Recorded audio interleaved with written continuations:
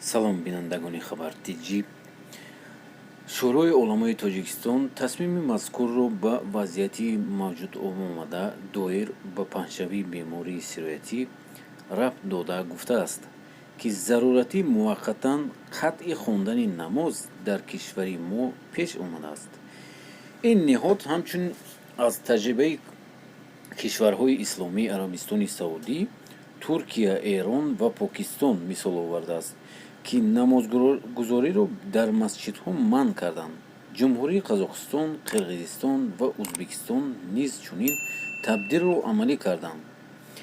Шӯрои уламо коронавирусро вабои аср номида таъкид кардааст, ки дар пайи офияти мардум ва ҳимояи шаҳрвандони худ бояд тамоми чораҳоро андешем, то худамон, фарзандонамон, падару модарон ва умуман тамоми сокинони мамлакатамонро новобаста аз маҳсабу дин наҷот бахшем ва ватани азизамонро аз ҳама хатарҳо ҳифз намоем. шароити мавҷударо ба ин гирифтаи раёсати шӯрои уламо Маркази Исломии Ҷумҳурии Тоҷикистон қарор кардааст. гузарондани намозҳои ҷамоат панҷвақта, ҷумъа ва таробеҳ дар масҷидҳои кишвар ва ҷамоатхонаҳоро то беҳбуд ёфтани вазъият аз рӯзи 18 апрел 2020 манъ карда мешавад.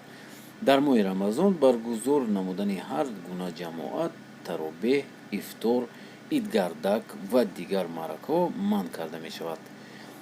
закот, садақаи фитр ва дигар хайраҳо ба шахсони ниёзманд, ятимон, бепаравастдорон, маъюбон дода мешавад.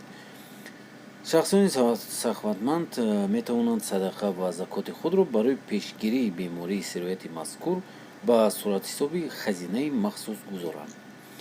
шаҳрвандоне ки нияти ҳаҷ доштанд, ба сабаби пурра баста шудани зиёрати хонаи худо Масҷидулхарам маблағҳои ба ин ният ҷамъкардаи худро аввал дар корҳои ободонии хонаву дари хеш, баъдан барои амалҳои хайру савоб ва монанди овардани об, канатҳои чоҳ, сохтани пул ва дигар корҳои хайриявӣ деҳаву маҳаллаи худ, ки ҳар кадом садақаи чория мебошад, сарф намоянд.